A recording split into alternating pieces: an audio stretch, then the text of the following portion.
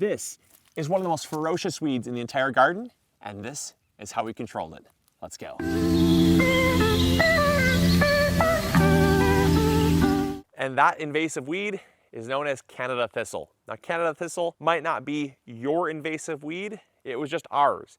You might be suffering from something like tiger grass, firegrass, bindweed, knotweed, or a whole host of other very invasive weeds that exist. And hopefully by the end of this video, you're going to be encouraged to take it on head on and not feel like you have to move your entire garden or burn everything down with fire. It is possible, and you can get it under control pretty simply. So the first method that we tried with no avail was cardboard sheet mulching. Now, I'm a huge advocate of cardboard sheet mulching because it could be simpler. Simply take some plain cardboard and you throw it down. You can do 1, 2, 3 layers thick, however much you want. And the great thing is that when you throw this down, what's going to happen is it's going to smother the weeds underneath from sunlight. They need sunlight to photosynthesize and create energy, and without it, they start to wither. Now, there's one downside to Canada thistle at least, and that's that Canada thistle is a communal weed. And that basically means that it will travel via the root system. If you leave a root fragment or it is allowed to create new roots, those roots will then shoot off about 1 foot to 2 feet in any other direction and then grow up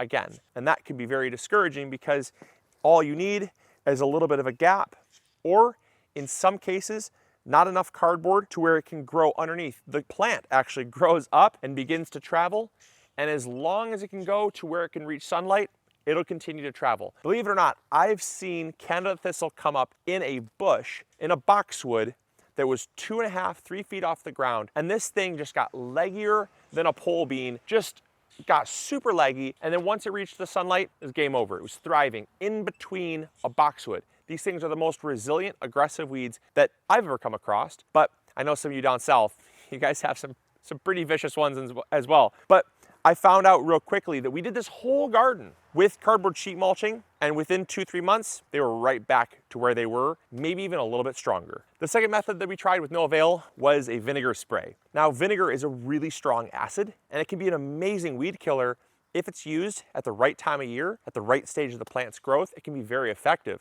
against certain weeds, but not Canada thistle. Because Canada thistle, again, is a communal weed, meaning you kill one, and there's another one popping right up 1 foot away. And so what we would do is we'd go through and we'd spray the foliage down with a vinegar solution during a nice, hot, sunny day like this. And over the course of a week, that foliage would turn brown, it would start to wither, and eventually it would die. But what would happen is maybe not even a week or 2 later, you'd see another little shoot pop up. And that's because we weren't killing the root. The roots store the energy that the plant is creating from the sun. So the plant is just the tip of the iceberg. The real problem is underneath the soil. So vinegar was out. So what did I turn to? Well, I turned to one of the only other organic methods that I knew about at the time, and that was cornmeal gluten. Now, cornmeal gluten is an organic option and is actually really affordable and very effective. Essentially, cornmeal gluten, cornmeal from the store, grits, right? You go to your local grocery store, you pick up a bag of it, super affordable, very inexpensive, and it essentially has an enzyme that inhibits root development of your broadleaf weeds. And so I spread the cornmeal gluten on the plants, and nothing happened. Well, here's why. The problem with cornmeal gluten is it's very effective, but it falls into a category of herbicide known as a pre-emergent. Now, there are pre-emergent and post-emergent herbicides. You've probably seen them. One could be seen with like crabgrass killer, right? Crabgrass killer is a pre-emergent. You use it in early spring, and essentially it's an enzyme that acts exactly the same way as cornmeal gluten does, where it stops the root development of a plant emerging from a seed. So you want to apply it before the seeds germinate. The problem is that it's not a post-emergent. A post-emergent herbicide would be something like vinegar. That is post-emergent after it already has emerged from the seed and is growing. That's going to kill the plant. The problem is it doesn't control the root development after the plant has already sprouted. And so because cornmeal gluten, unbeknownst to me, was a pre-emergent, it did nothing other than help, the Canada thistle basically laughed at me. And I essentially wasted a bunch of time and money.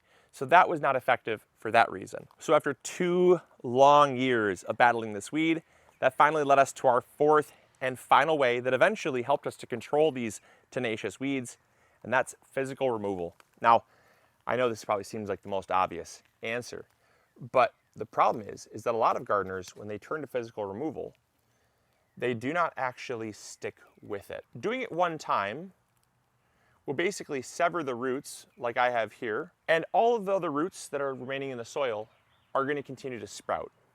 The energy that this plant has created through photosynthesis is now in the roots. And you might take this plant, throw it in the trash. Do not compost it, please. Do not compost tenacious weeds. They will continue to come back and proliferate. But those roots are still remaining in the soil. And then what happens is about a foot away, you get another one. And this pops up after a rain. And you let it grow for a little bit, and you might not notice it until it's grown. And then the roots have grown into the soil and spread to another weed. And so you go through and you remove all those and you think, well, I'm quite the clever gardener. I have solved the problem. Well, that's where a lot of gardeners end up running into problems, because now what you've done is you've taken 3 plants, you've severed them off, and then they will fork and they will create 6 or 9 plants. And this might seem like a big problem, but that's where continuous physical removal will eventually give you the upper hand. And that's because as these plants start to produce, they can only divide so many times, and they can only be cut back so many times during the growing season before the root system starts to lose that precious energy that it creates through photosynthesis. And so after the course of a full season, we're talking a full season of every single day coming out and walking the garden looking for any tiny little bit of growth, identifying it and cutting it off, not mulching it, not giving it water, not giving it vinegar, not giving it cornmeal gluten, not covering it up with cardboard sheet mulching, hoping that it would go away, only to have it researched somewhere else. We're talking physical removal and being so meticulous about it that we basically had to come out here with a magnifying glass. And ultimately, that is what has led us to being about 98 to 99% free and clear of Canada thistle in our garden. And I am so glad that it's gone. So we do still have Canada thistle in the garden, but as I said, it's in a much more manageable level. And this has ultimately allowed me to enjoy so much more of my garden and to not have weeds taking over.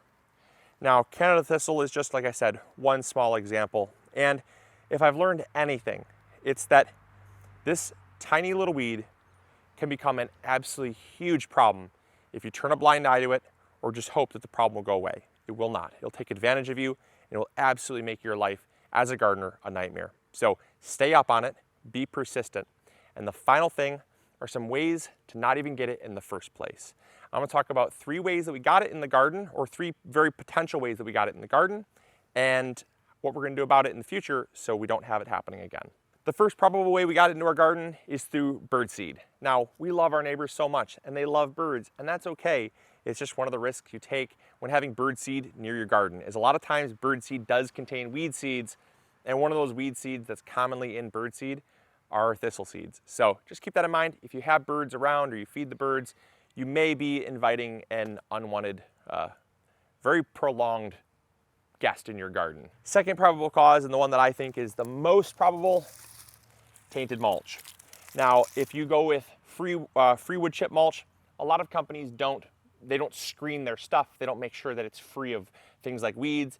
And if they grind up a stump as well as mulch up the tree or whatever they're taking care of, all it takes is that teeny tiny little bit of root fragment to then get in your garden and start to spread. Like I said, it only takes a tiny little bit of root fragment, and then you got one plant, and that one plant can turn into 2 or even 3. And the third and final way you can get invasive weeds in your garden is through tainted compost. Now, compost is made from breaking down organic material and decomposing it to create food and soil for your garden.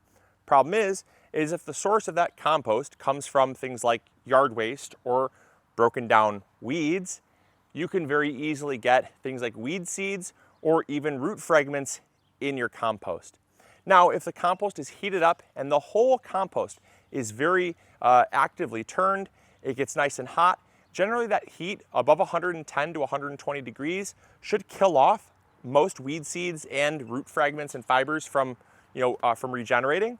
However, if they survive that, or if it's kept cold and not very actively turned, it will still decompose, but those seeds and those root fragments can lay dormant, and then they can resurge once you put them in the garden. So I would always encourage you to just know your source, be very vigilant about, like I said, when you take weeds out of your garden, know what to put out at the road versus what to compost. I never, under any circumstances, compost any weed material at all.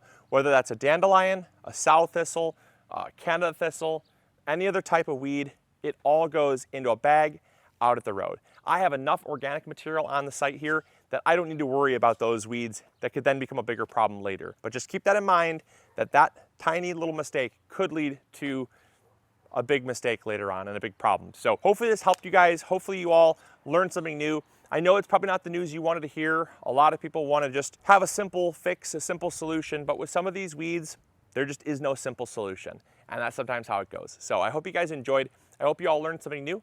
And as always, this is Luke from the MIgardener channel, reminding you to grow bigger. Take care. Bye.